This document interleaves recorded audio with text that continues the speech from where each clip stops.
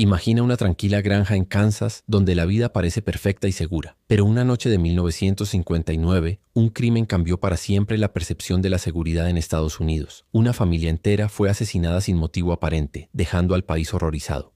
Este es el caso de los asesinatos de la familia Clutter, un crimen que inspiró la obra maestra del True Crime in Cold Blood y que todavía despierta preguntas sobre la naturaleza del mal. La familia Clutter vivía en Holcomb, un pequeño pueblo de Kansas, donde todos se conocían y la vida transcurría con calma. Herb Clutter, patriarca de la familia, era un agricultor respetado, conocido por su ética de trabajo, su integridad y su compromiso con la comunidad. Su esposa, Bonnie, era amable y dedicada a su familia, mientras que sus hijos Nancy y Kenyon se habían convertido en jóvenes admirados por su educación y simpatía. La familia Clutter representaba todo lo que un pueblo pequeño podía considerar perfecto: éxito, respeto y armonía familiar. Sin embargo, el 15 de noviembre de 1959, esa perfección fue brutalmente destruida. Esa noche, dos hombres jóvenes y desconocidos, Perry Smith y Richard Dick Hickok, planearon un robo que terminó convirtiéndose en una masacre. La información inicial que tenían era incompleta. Creían que la familia Clutter guardaba una gran suma de dinero en efectivo en su casa, pero se trataba de un rumor falso. Armados y decididos, entraron en la casa con la intención de robar, pero lo que comenzó como un plan de lucro terminó en un acto de violencia extrema. Herb Clutter fue encontrado atado y ejecutado. Bonnie Clutter fue asesinada mientras intentaba proteger a su familia. Nancy y Kenyon, jóvenes e inocentes, también perdieron la vida de manera despiadada. Cada asesinato fue llevado a cabo con un frío cálculo que desconcertó incluso a los investigadores más experimentados. Lo que hace que este caso sea particularmente inquietante no es solo la brutalidad del crimen, sino la absoluta falta de motivación aparente. No hubo venganza, no hubo enemistad previa, ni un motivo emocional evidente. Los asesinos actuaron movidos por la codicia y un desprecio total por la vida humana. Este hecho generó un miedo generalizado en Holcomb y en toda Kansas. Si una familia modelo podía ser exterminada de esa manera, ¿quién estaba realmente a salvo? Las noticias se difundieron rápidamente y los residentes comenzaron a mirar sus vecindarios con desconfianza, cuestionando la seguridad de sus propias familias. La investigación policial también se convirtió en un desafío enorme. La escena del crimen estaba cuidadosamente alterada, sin pistas claras que conectaran a los asesinos con el lugar. Sin embargo, gracias a la meticulosa labor de los detectives, los investigadores lograron reconstruir los movimientos de Smith y Hickok. Se rastrearon sus vehículos, se revisaron las comunicaciones y se analizaron cada una de las pruebas físicas, desde huellas hasta restos de ropa. Este caso se convirtió en uno de los primeros ejemplos de investigación criminal moderna en Estados Unidos, mostrando cómo la combinación de lógica, paciencia y atención al detalle podía desentrañar incluso los crímenes más horribles. Además, los asesinos tenían personalidades complejas que fueron objeto de estudio durante el juicio. Perry Smith, con un pasado lleno de abusos y traumas, era introspectivo y sensible, mientras que Dick Hickok era manipulador, confiado y carismático, pero con una frialdad aterradora. Su relación era inestable y llena de tensiones, y la dinámica entre ambos llevó a que el crimen se ejecutara de manera extremadamente violenta. El juicio reveló estas complejidades, y la prensa cubrió cada detalle, creando un interés público sin precedentes por la psicología de los asesinos. La historia de los Clutter, unida a la fascinación por la mente criminal, convirtió este caso en un referente del true crime que aún hoy inspira libros, películas y documentales. Tras la masacre en la granja Clutter, Holcomb quedó paralizado por el miedo y la incredulidad. La noticia se extendió rápidamente por todo Kansas y luego por Estados Unidos, generando titulares que reflejaban la brutalidad del crimen. Nadie podía entender cómo dos hombres desconocidos podían irrumpir en un hogar tan respetado y aniquilar a una familia completa. Mientras la comunidad intentaba recuperarse del shock, los investigadores comenzaron a trazar los pasos de los asesinos, un trabajo que requería paciencia, precisión y un conocimiento profundo del modus operandi de criminales en serie. La investigación inicial se centró en buscar testigos y rastrear posibles sospechosos. La policía descubrió que los criminales habían usado un vehículo alquilado para desplazarse hasta la granja y que tenían conexiones con otras ciudades, lo que complicaba enormemente el caso. Sin embargo, gracias a la cooperación de vecinos, a la revisión de recibos de compras y a la evidencia física dejada en el lugar, los detectives comenzaron a estrechar el cerco. La atención se centró finalmente en Perry Smith y Dick Hickok, quienes habían compartido detalles del robo con conocidos, lo que permitió a las autoridades obtener información crucial sobre su paradero.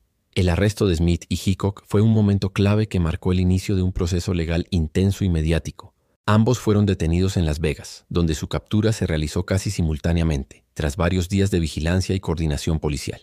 Desde el primer momento, los investigadores se dieron cuenta de que no estaban lidiando con criminales ordinarios. Smith mostraba indicios de trauma profundo y una personalidad compleja, mientras que Hickok exhibía frialdad y una capacidad sorprendente para manipular a quienes lo rodeaban. La combinación de sus personalidades y su historia conjunta explicaba en parte la brutalidad del crimen y fascinaba a psicólogos y criminólogos que observaron el caso con detenimiento. Durante el juicio, que capturó la atención nacional, los detalles de los asesinatos fueron revelados de manera escalofriante. La descripción del lugar del crimen, el análisis de cómo fueron ejecutadas las víctimas y la evidencia física mostrada en el tribunal dejaron claro que Smith y Hickok actuaron con planificación, aunque no con un objetivo económico concreto, ya que la familia Clutter realmente no poseía la gran suma de dinero que los asesinos esperaban encontrar. Este hecho generó aún más horror. Los asesinatos fueron, en última instancia, un acto de violencia sin sentido, llevado a cabo por la combinación de codicia, impulso y psicopatía. El juicio no solo fue relevante por el crimen en sí, sino por el modo en que reveló la psicología de los asesinos.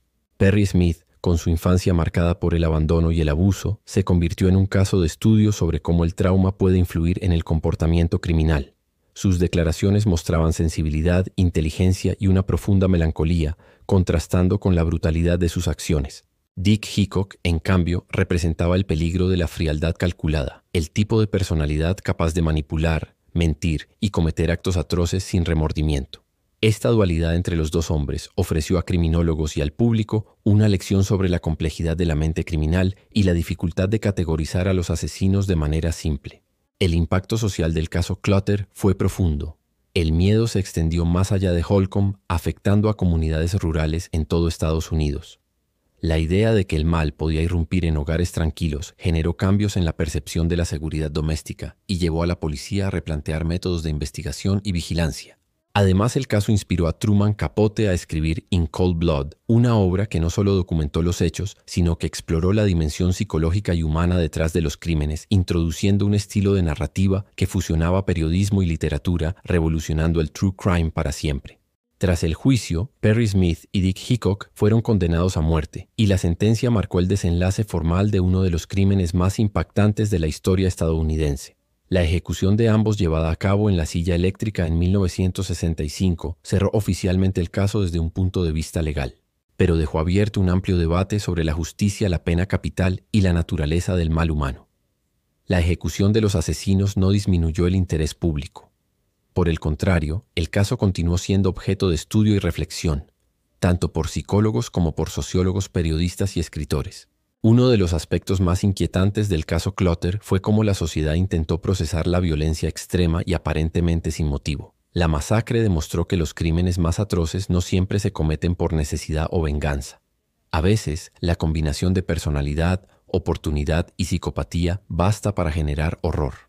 Perry Smith y Dick Hickok eran producto de entornos disfuncionales, pero su capacidad para planear y ejecutar asesinatos reflejaba algo más profundo, la interacción de factores psicológicos, sociales y culturales que pueden llevar a individuos al extremo de la violencia. Este entendimiento ayudó a abrir nuevas líneas de investigación en criminología y psicología criminal, explorando cómo la infancia, el trauma y las relaciones interpersonales afectan la propensión al crimen violento. El legado de In Cold Blood, el libro de Truman Capote basado en este caso, fue igualmente trascendental. Capote no solo documentó los hechos, sino que exploró la mente de los asesinos, humanizándolos sin justificar sus actos. Esta narrativa revolucionaria permitió a los lectores entender que detrás de la violencia extrema hay historias complejas de vida, sufrimiento y decisiones equivocadas. La obra se convirtió en un modelo para el periodismo narrativo y el true crime moderno, demostrando que un relato de crimen puede ser al mismo tiempo un estudio literario y psicológico. Otro elemento relevante fue el impacto del caso en la percepción de la seguridad en las zonas rurales de Estados Unidos. La masacre de los Clutter enseñó que la violencia no era exclusiva de las grandes ciudades. Incluso los pueblos pequeños y aparentemente tranquilos podían ser escenarios de atrocidades. Este miedo impulsó cambios en la vigilancia policial. la cooperación comunitaria y la educación sobre prevención de crímenes, marcando un antes y un después en cómo se concebía la seguridad doméstica y vecinal en las décadas siguientes. Además, el caso tuvo un efecto profundo en la cultura popular y en la percepción del crimen en los medios. Desde documentales hasta series y películas, la historia de los Clutter se convirtió en referencia para explorar los límites de la maldad humana, la psicología de los asesinos y la vulnerabilidad de la vida cotidiana.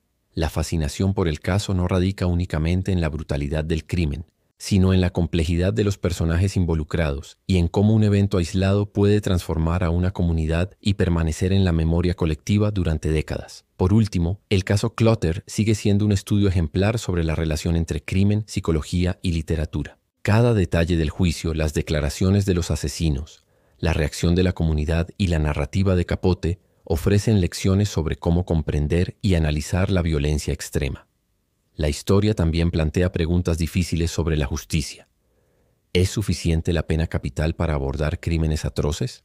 ¿Cómo se puede prevenir que individuos con traumas profundos se conviertan en asesinos violentos?